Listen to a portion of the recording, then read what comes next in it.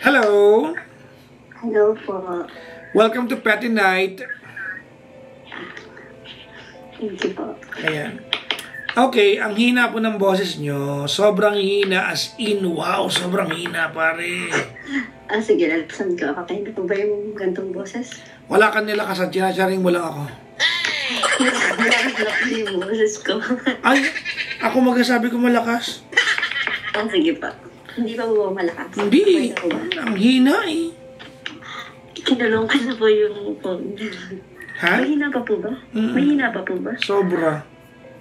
Ano po? Ano po kaya pala na kasi? Malakas na po yung boses ko eh. Okay.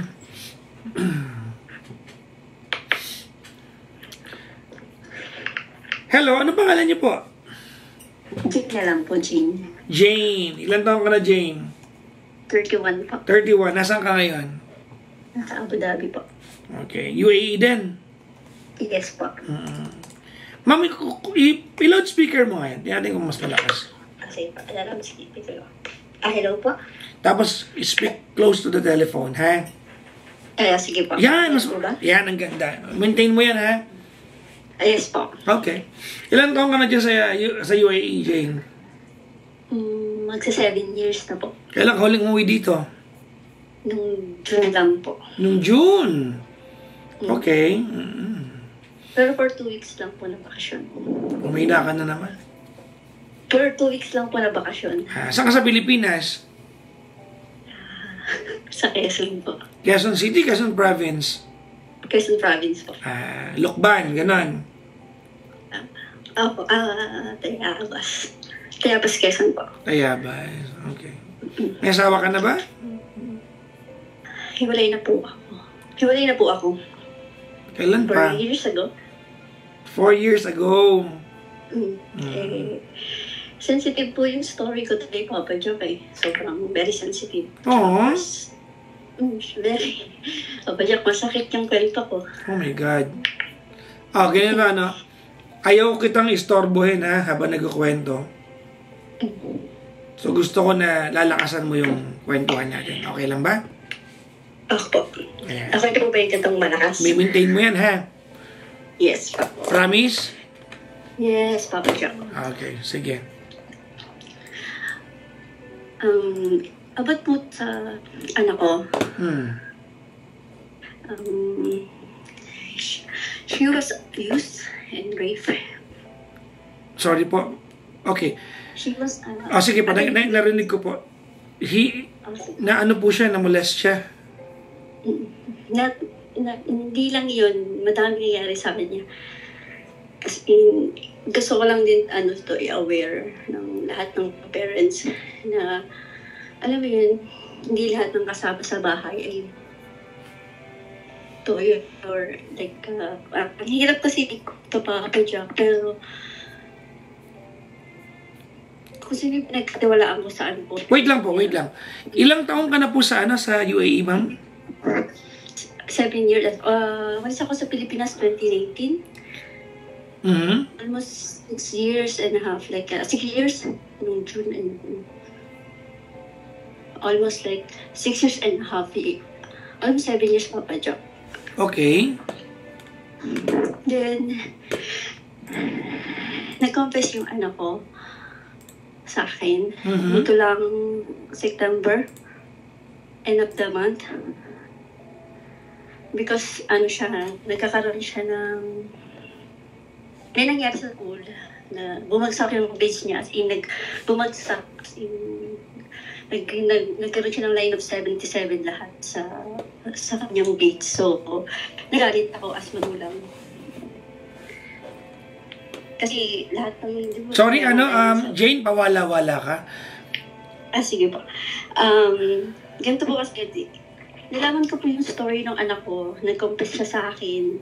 Teka lang muna, Jane. Wait lang, Jane. Jane, sayang yung kwentuhan natin. Let me call you. Tatawagan kita, ha?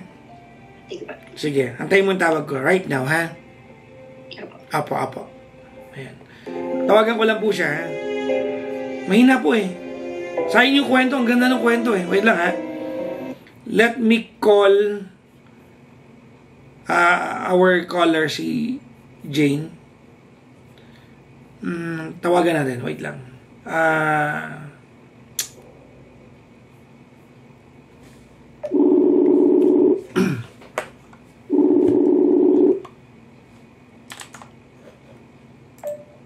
Papa Jack? Hello? Hello po. Okay. Narinig mo na Okay ako? na po. Yes po. Okay, sige. Okay na? So, okay po. Ayan, okay na. Sige, okay. So, umalis ako sa Pilipinas 2019 para magtrabaho abroad kasi Okay. dalawa yung anak kong iniwan sa Pilipinas. Then okay pa kami on and off na kami nung tatay ng anak ko na sa Pilipinas pa lang ako. Parang hiwalay kami, balikan. Ganun yung story ng relasyon namin dalawa. Then nag-decide ako mag-abroad kasi nga hindi niya kami kaya bigyan ng maayos na buhay or ilipat ng bagong bahay or ibukod. Okay. So, nag-try ako, nag-abroad ako. Then, syempre, umuwi naman ako ng Pilipinas lagi akong umuwi. Every 2 years na umuwi ako ng Pilipinas. Then, hindi ko alam yung nangyayari sa anak ko na very sensitive. Napakasakit bilang magulang na nasa malayo pa. Na 5 taon niya pala yung dinadala yun. Yung ganun sakit. Yung ganun nararamdaman na sarili niyang magulang. Sarili niyang tatay. Nagkonsulta siya sa akin dito lang ng September. From 9 years old hanggang natapos lang itong April. Papa Jack. Yung ginawa sa kanya ng sarili niyang, hindi ko matawag na tatay niya yun. Hindi ko matawag, Papa Jack. Kasi sinira niya yung pagkabata ng anak ko na wala akong alam. Umuwi ako ng Pilipinas, Papa Jack, pero wala akong nakikitang mali. Ang sakit lang kasi wala akong nakakaalam nito sa buong pamilya ko, pero nasa proseso na kami. Nag-file na kami ng kaso. Ngayon nag-detake ng therapy yung anak ko kasi nadidepress na siya masyado na siya nag-iisip. Kasi 1 taong ba niya naman tinago yung kahit na sino naman madidepress. Hindi ko lang talaga alam yung gagawin ko. Isa rin po akong breadwinner ng pamilya namin. Ilan anak mo, Jane? 2 po. Okay. Yung panganay mo itong pinag-usapan natin. Parehas po kasi ito. Pareho silang edad? Hindi. Isa pong 14, tsaka 11. Pero kasi ang Okay, wait lang. Hold on. I didn't... Pareho silang namolestya? Hindi naman po yung bunso. Yung panganay lang talaga. Kasi hindi pumayag yung panganay ko. Pati yung bunso gagawin.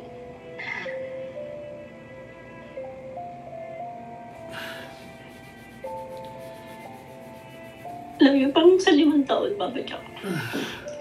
Kasi from 9 years old nagtumbas yung anak ko. From 9 years old. Hanggang yung April lang nitong 2025. Doon lang natapos kasi kinuha na ng kapatid ko. Kasi ang masakit kasi dito, Papa Jack, nasa poder sila ng biyanan ko. Side ng lalaki? Opo. Nasa ng lalaki. Kasi ang tagal ko lang kinukuha yung anak ko pero ayaw nila ibigay sa akin. Kasi nga, isipin nila na hindi kasi ako madamot, Papa Jack. Hindi ako madamot na tao. Hindi. So you're saying na para pag nagpadala, damay sila? Opo. hindi ako na, babadyak ako, hindi, ako yung taong ano, hanggang meron ako, hanggang kaya ko magbibigay ako. Ganun akong tao. Pero yun yung nangyari to sa anak ko na kahit sino walang nakakalam.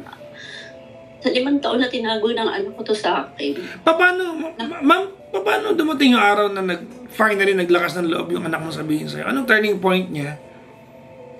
Ganito po kasi, Papa Jack. Nag-first grading sa school. Bumagsak yung grade, kamo bumaba. Bumagsak. Then nagalit ako sa kanya. Kasi, Papa Jack, umuwi ako sa Pilipinas.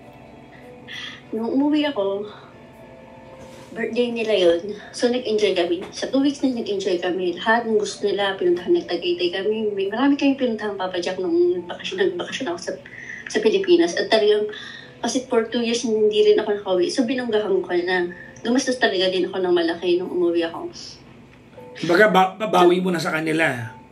Opo, mabawi ko man lang na wala ako ng 2 taon sa kanila. Kasi hindi rin po ako nakauwi gawa ng marami rin po nangyari sa trabaho.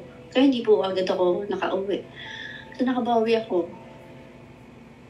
Then po, kaya nalaman ko po ito. Din ako siya. As in, binila ko talaga. Binila ko siya sa lahat. Ayaw ko siyang kausapin, ganun. Binlock mo yung anak mo? Kasi papadyak kasi masama loob ko eh. Kasi ako papadyak, hindi ako madamit sa anak. Lahat ng gusto ng anak ko binibigay ko. Pakilakas po, pakilakas. Lahat po ng gusto ng anak ko binibigay ko. As in lahat, papadyak. Kahit wala nang matira sa akin, basta meron siya. Ganun po akong magmahal bilang nanay sa anak ko. Then, ikwento mo nga sa akin, ba't mo blinak? Kasi nga po, nagalit ako. Kasi papadyak, nagalit talaga ako. Pero ano lang yan, for 3 days ko lang siyang blinak. Kasi nga po, pero may contact po ako. May contact ako, yung boyfriend ng anak ko. Bakit mo block yung anak mo? Kasi nga, Papa Jack, bilang lang, hindi lang po kami. Sa akin lang po yun, sa messenger lang po yun. Pero naman, kasi nga po, Papa Jack, ang tagal niya na kasi, sobrang pong tigas ng ulo niya na hindi ko po alam talaga yung problema niya. Exactly my point. Instead of you, hindi kita pinagbibintangan na nalungkot lang ako sa pakiramdam ng bata kasi, ay nako.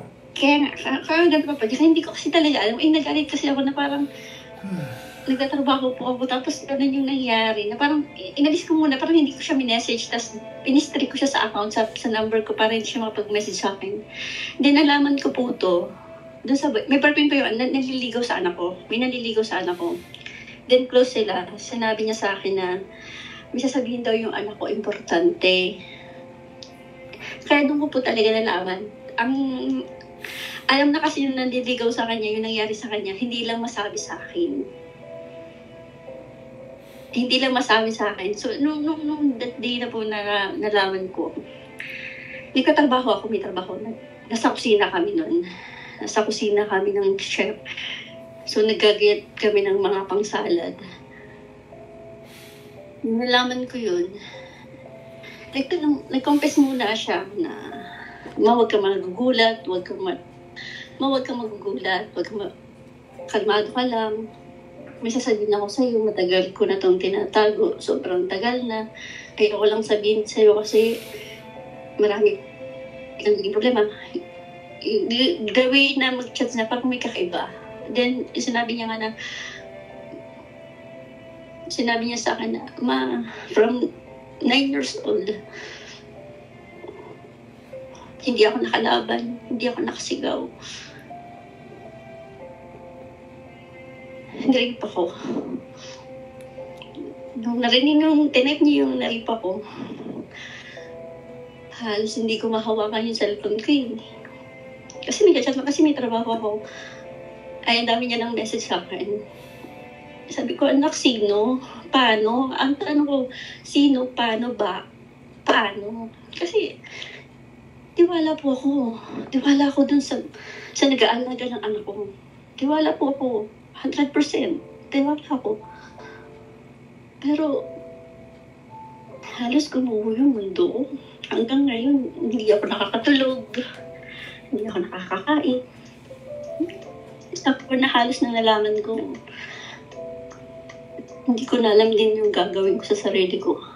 Na, paano ko kailangan daw ako maging mahina. Kasi hindi naman po maliit yung problema ko eh. Kasi nasira yung buhay niya eh. Wala pa ako.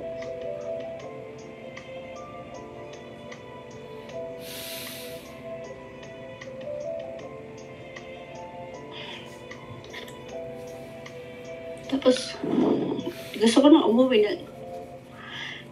ng Pilipinas, hindi naman ganun kadali.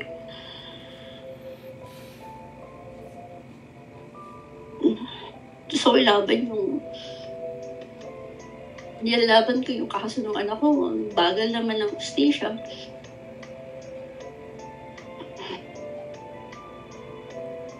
Ang masakit kasi wala akong nakakaalam nito, kundi kami lang. Ako, siya, yung kapatid ko, yun lang yung nakakaalam. Hindi alam ng papa ko. Alam na ng lalaki na alam mo na? Alam. Asa na siya ngayon? Hindi ko din alam. Hindi ko alam. Nagkatago na ba? Hindi ko po sigurado. Nasaan na yung mga anak mo? Nasa poder mo? Napoder na na side mo? Nasa side ko na po. Pero wala pong Sorry, ano po? Saan? Nasa side ko na po. Nasa kapatid ko. Bakit mo ko tinawagan? Kasi nga po, tapos na po yung kontrata ko by March. Okay.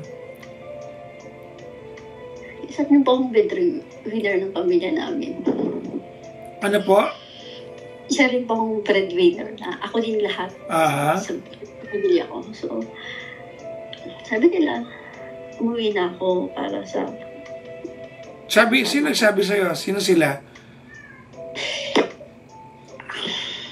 Yung mga kaibigan ko na... Yung mga kaibigan ko... You have to ask your friends whether you will come home or not? No. Ano lang po, syempre gusto ko lang po na syempre kailangan ako ng anak ko.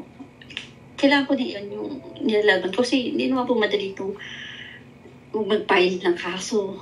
Hindi po madali lahat. Sabi ko sa kanila, kaya ko namang umuwi. Pero paano ko sila bubuhayin? Paano ko ipapagamot yung anak ko sa depression niya? Wala namang ibang tutulong sa amin. Kundi ako.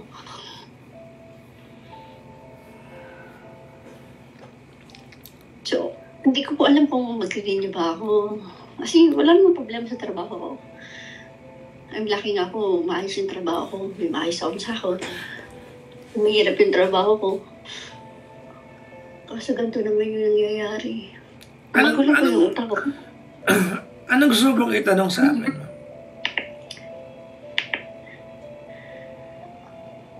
Uuwi na po ba ako? Oo naman!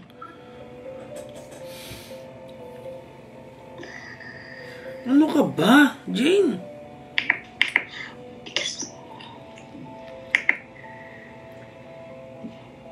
Ano ka ba? Tanong ba yan? Kasi Papa Jack, Gusto mo bang may mangyaring pwede mong pagsisihan kasi wala ka dito? Hindi, ako naman po. Kaya nga papatawag ako ngayon. Kasi, umuwi ka na. Oo, yun ang aking po yung pasag po. Tatawag ako isang tao. Kaya nga po, nung nakaraan pa gusto kong tumawag. Pakilakas po. Ika-confirm ko ba sa sarili ko na uuwi na ako? Kasi plano ko pong umuwi ngayong December. Hindi ko natatapusin yung kontrata ko ngayong December. Yeah, come home. As we speak tonight, wala pang na-file na kaso? Meron po. Ongoing na po kami. Okay. Waiting lang kami sa warrant po. Waiting lang kami sa warrant. Kasi, matagal na po kasi nangyayari. Ang hirap po kasi. Ang hirap po ng... Pampahina ka ng pahina. Ang hirap po ng hustisya sa Pilipinas. Kahit naka-file na, waiting pa sa ganito, waiting pa sa ganyan. Ang hirap po. Malaya pa po kasi. Kaya masakit sa akin. Pero naka-ano na po kami. Ongoing na po yung kaso.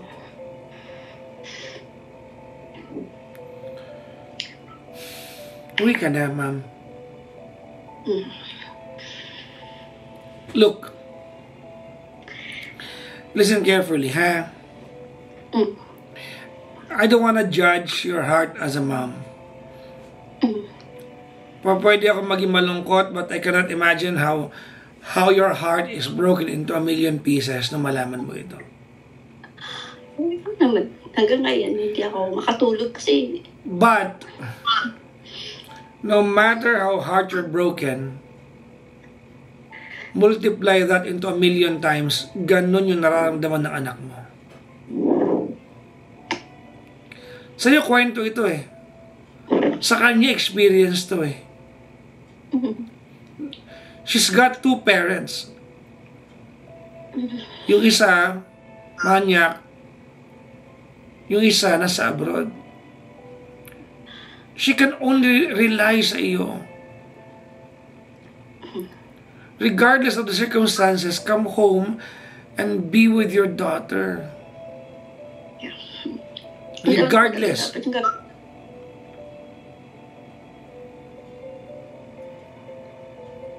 Ano pa yung gagawin ko? Yung once nalaman ko nga, Papa Jack, gusto kong umuwi nung time na kaso nga lang. Hindi kasi kahit nung kadali magsabi din sa mga Ma'am, hindi kita sorry. Ano yan? Nag-intay din po ako ng kapalit. Hindi naman po pwedeng pag Ma'am, ako. Hindi mo negosyo yan. Hindi sa iyo ang kumpanya na yan. Hindi, kaya Why would you care? No! Why would you care more than that job rather than caring for your own daughter? There will be no other time she will need you more than now. Kaya nga po nag-usap naman po kami ng boss ko na hanggang December po. Hanggang December. Not even. Not even. One, I'm sure your daughter is strong. Kasi 5 taon niya tinago yun sa akin. Diba? But then again, one day, she will move on from this. Hopefully, makalimutan niya to. Mayroong magkakaroon ng lamat. Pero sana makalimutan niya. Kung di mo makalimutan, sana malampasan niya ito. But, she will always remember that once upon a time, you blocked her because of something that you think you can control. Hindi ko naman sa Wait lang po, wait lang. No. Mali ka doon. Huwag mong katalanan yun. Binlock mo siya. Blessing in disguise, it triggered her na magsabi sa'yo. Tama? Nalaman mo. And your first course of action is wala kang kapalit sa work? Kaya nga po, come home! Jane, come home! Kaya gusto ko. Come home next week. This is emergency. Ay, no, Papa Jack. Gusto ko, kung pwede lang nga ngayon, mag-book na ako ng ticket, Papa Jack. Ginawa ko na eh. Come home! Kung kailangan magmanikluhod ka sa amo mo, come home!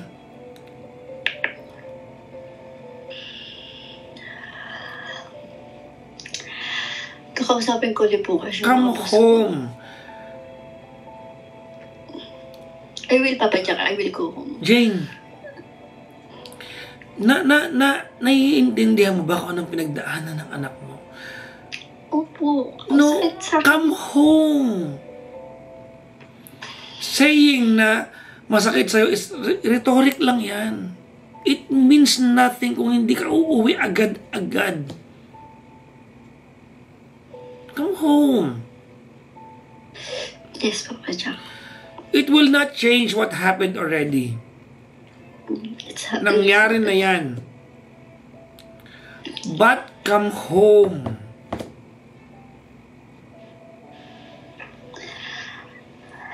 Yes, Papa Jack. Uwi na po. Every day na wala sa kulungan yung hayop na yan is a day na unfair sa anak mo. And every day na pinapalampas mo na hindi ka umuwi at nasa laya yung hayop na yon, you become an enabler. So please come home. Please, ma'am. Kumuwi ka na, ma'am. Yeah, hindi nga po. Uwi na ako, Papa. Uwi na ako. Bukas po, kakausapin ko yung mga boss ko. Okay. Kung pwede this week po, makapag-flight na ako. Wala po akong pwede ipayo sa'yo kasi feeling ko naman, ma'am, you got this handled. If anything, I'm pushing you to, please, uwi ka na, ma'am. Kailan ka na anak mo? Opo. She will not Kaya need, po. ma'am, she will not need you December. She will not need you February. She will not need you next year or 10 years from now. She needs you now. Now.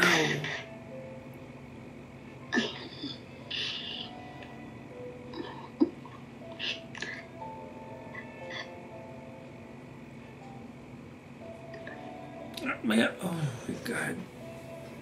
My heart is broken for your daughter. I am a father. Tatay ako ng anak kong babae. Hindi ko ma-imagine that someone would do this to a daughter.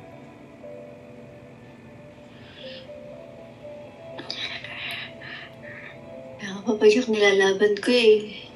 Nilalaban ko talaga. Yes, ma'am, please. Ilaban mo. Ilaban mo, please.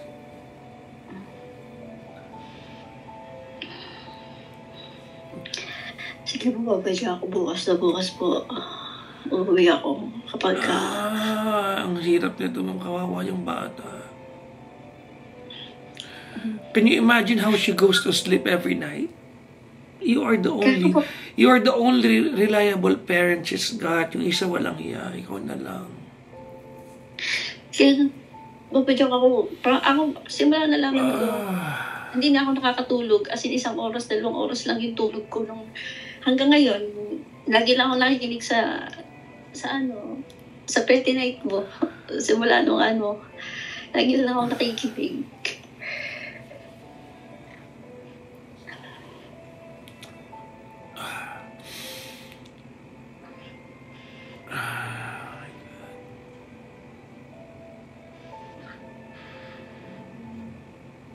Ulo ko.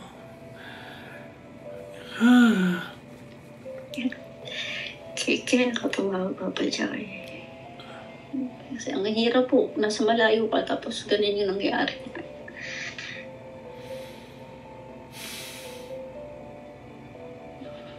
Wala naman ako ibang gusto, hindi mabigyan ng maayos na buhay, mapag-aral ko yung anak ko. I know, ma'am, I know. Hindi nawawala ang abroad. Hindi nawawala ang abroad, Jane. You will get the chance to go somewhere. Life will reward you if you take care of people who needs you, not tomorrow, now. Yeah, Papa Jack. Yeah. Ano mo, nanginginig ako sa galit. Oh.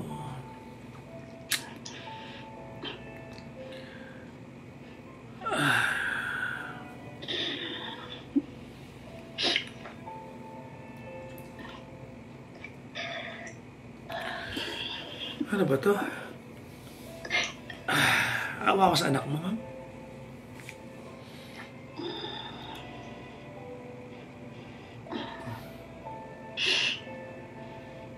Awa yung bata.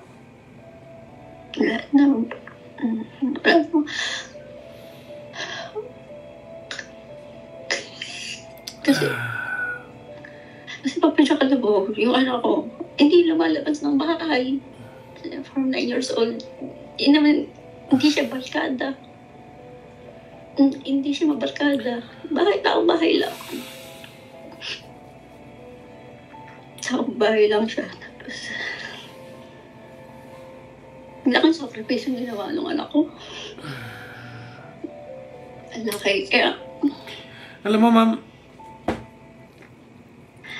sabi mo kanina sa akin, the only reason that the younger sister was saved because I'm assuming she offered herself instead. Wag na lang si Bunso, ako na lang. Yan po. Yun naman po talaga, Papa Jack. Hindi kasi yung sabi niya sa amin, tsaka yung sustain. Listen carefully, ha. Your daughter, at that young age, had the grit to make a sacrifice. You should do the same for them. Come home. Yeah.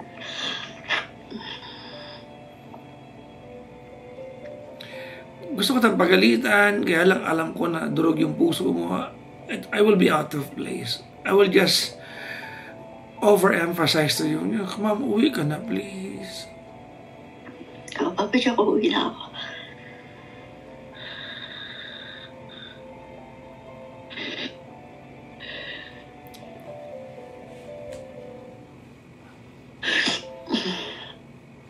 Anong mensahe mo sa anak mo kung mapapakinggan nila to? Sorry. Kasi dapat, sorry ate. Dapat hindi mo naranasan yan. Sorry kasi, mas pinili ko bigyan kayo ng maayos na buhay kaysa yung kasama kayo. Sorry kung ang daming sakripisyo mo na hindi ko alam. Sorry kasi hindi ko agad nalaman. Pero uuwi na si Mama. Uuwi na si Mama.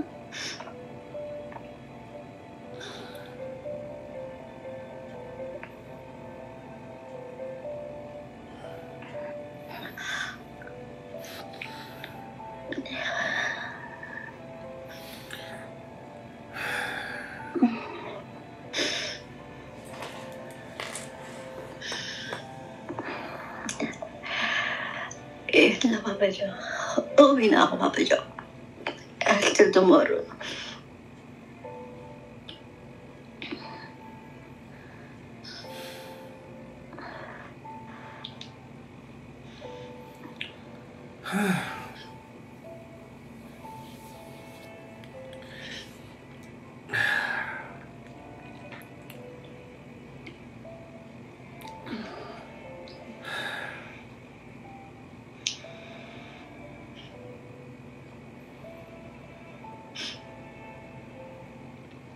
Uwi ka na, ma'am, ha?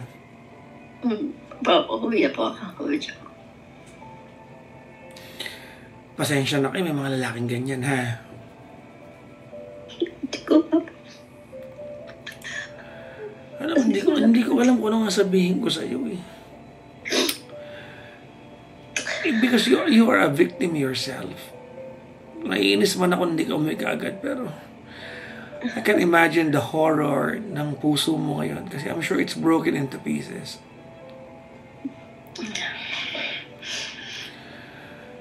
Oh my God.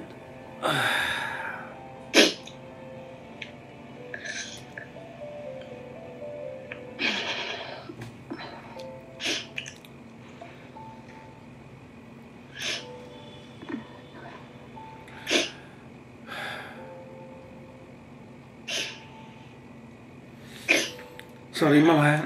Dapat hindi ako nakikiyak sa'yo kasi kwento mo to, eh. Kaya lang.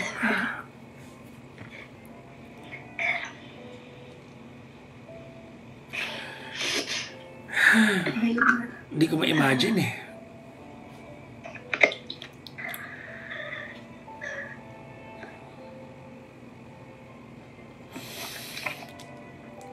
Hold your daughter when you come home, ha? I will, Papa Jack. I will. I will not go back. Hindi na pa ako babalik. Okay lang, ma'am. Lumaking gutom. Kakain naman siguro tayo, pero ma'am, please keep them safe. I will, Papa Jack. Keep them safe, no matter what. Nauwi na po ako, Papa Jack. Bukas po. Bukas po PBM na po. Kung kailangan makaawa ka, ma'am, sa amo mo, this is important, ha? Ako.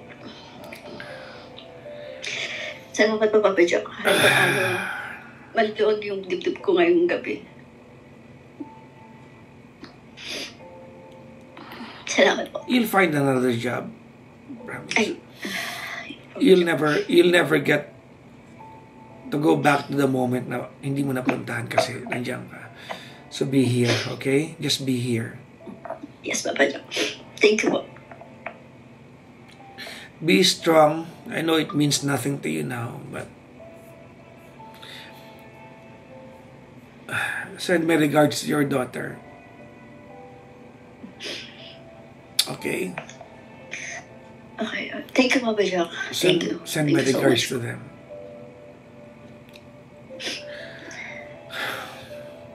Thank you po. Thank you po. Thank you, Mama. Salamat. Salamat po. Salamat po, Papa Jack.